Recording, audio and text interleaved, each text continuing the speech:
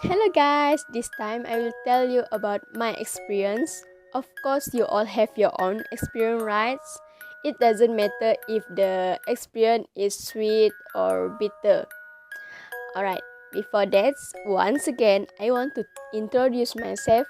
My name is Nur Farah Akila binti Semeran from class IC2203-P3.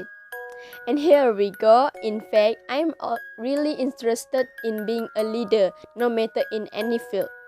And for your information, when was primary school, I was appointed to be school prefect from grade 4 until grade 6. And when I venture into the realm of lower secondary school again, I remember that I was only in Form 2, where at this time the teacher were looking for suitable student to be school prefect to be interviewed. At the time, I found out that my name was already in the interview list. I also do not know exactly how my name can be listed in the list, but in my heart, only God knows how passionate I am, and I can wait to be interviewed, even though I have a little bit nervous. However, 2 days have passed, and my name has not been called to attend the interview. And on the day of the announcement of the name of the selected candidate of school prefect, my name was called to go up the whole stage to read the invitation played together with other friends. Instead of my happiness, there was also a scene of strangeness with the interview that I have not had time to attend. So after that, a few days later, I attend to ask the head teacher of our school prefect, and at the time I just found out that head teachers of our school prefect deliberately did not call me on the day of the interview. This is because the head teacher of our school prefect stated that I'm indeed qualified to be school prefect. Moreover, the majority of all teachers already know my nature and also my way of being a leader. So in my heart, I said that thank God only of my desire has been achieved, which is to be a leader. In addition, I also wish for that time there where I will not disappoint the trust that teachers and comrades in arm have given me. Alright, so back to our main topic, where's and how can I be a facilitator? As far as I remember, that first time I become a facilitator was when I was in school high as well. Doesn't mistake at Form 3. That time we were attended by an outside NGO, namely the Sarawak Islamic Student Welfare Association, which is short name is Practise. They collaborated with our school to hold a joint program. Sorry, I did not say about the name of the program at the time because I do not even remember it. So we had that program the whole of day from morning to evening. Once the program is over, as usual, there will be a photography session together. So before the team of Practise moved, the head of NGO took the opportunity to say that they open opportunity to our school students who want to participate as a facilitator in this external NGO. With that opportunity, I continue to seize the opportunity because apart from being active in school, I also want to be active outside school, especially in helping Muslim relatives.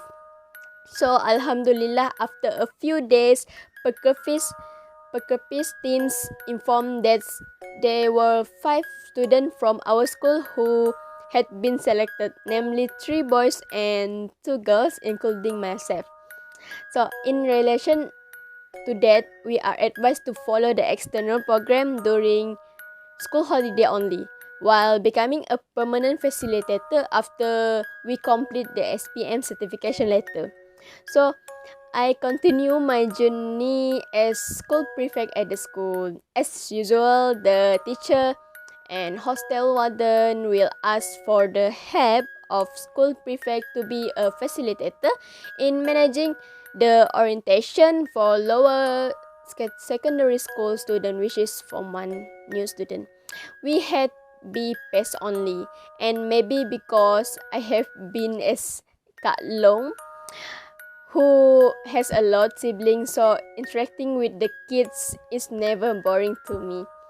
So next up, Form 4, I was appointed as Nakibah for the Usrah group, and here is actually my space to polish against my skill as a facilitator, training to understand human being, dive into the heart, be a loyal listener, and give ideas and share the lesson of life. So being a Nakibah has given me an advantage where we are providing to leadership courses and skill to interact and understand others. So I remember until I needed to divide my schedule into several parts. There were times I would spend with juniors, visit their room, eat with them. There were times I would spend with my senior, and some more time is with my peers lah. So all this I do to build a close relationship among all students, because I hold the concept that every human heart is have on key, and to open the key human heart we need the right key, right? So when there is a close relationship, and in other words they know and we love them and respect them, they will be easy to accept our reprimands. So after all, the pillars of Usrah are Ta'aruf, getting to know, Tafahum is understanding, and Takaful is helping each other. And this is what I hope to know. Train yourself to throw away ego and self-interest. Getting to know everyone around me. Seriously, if you talk it back, these processes is not easier. Many feelings and interests have to be sacrificed lah. So what else come from for? Oh yes, as a senior, it has become a trend or habit to create a program for Form 1 student. I have been chosen to create nature exploration module, and yes, this is first time I feel like I have to make my own module. Alhamdulillah, as a result of discussion and ideas from friends who were only juniors at the time, the module was proceeded. This module is related to translation of the 7 human reals, and it's from spiritual reals to barzakh reals. So among the modules that I think are the best, but I have never used them again until now. And the history of my facilitation continues, and it getting sharpened up after SPM. So due to certain reason, before I applied for my part-time job, I was busy with others outside NGO, and of course, one of them is Pekerpis lah. So we hold program for young people around Kuching, and this time I'm sharpened up by my facilitation talent to higher level. So which is not just to be pace, but to design module for large program and train the other facilitators. Here and there joins program. We got an invitation to do a program in school, and one of was my school before. So we must dedicate ourselves to our school again. And I still remember my last program at that time is Shitra Soleha camps for primary school children around the Matang area, Kuching. Okay, and remember at the time I really don't know have that this field actually a field where we can earn money, because most of us become facilitators without any payment lah. So eventually when the program was lacking because the student has re-entered the school. So I work as a part-time teacher at AXA, where we teach little kids around 4 to 6 years, and some of them is 12 until 17 years. So a wonderful experience despite being tired. Here I'm training myself to speak and say in line with the talk of the person I want to convey, because my target was children. Then I learned to convey something in very simple style. So the same thing when I share to adult, and I also share with these children, but it's very light style. For example, tell them a story about the benefit of Ramadan and the orders of prayer and so on.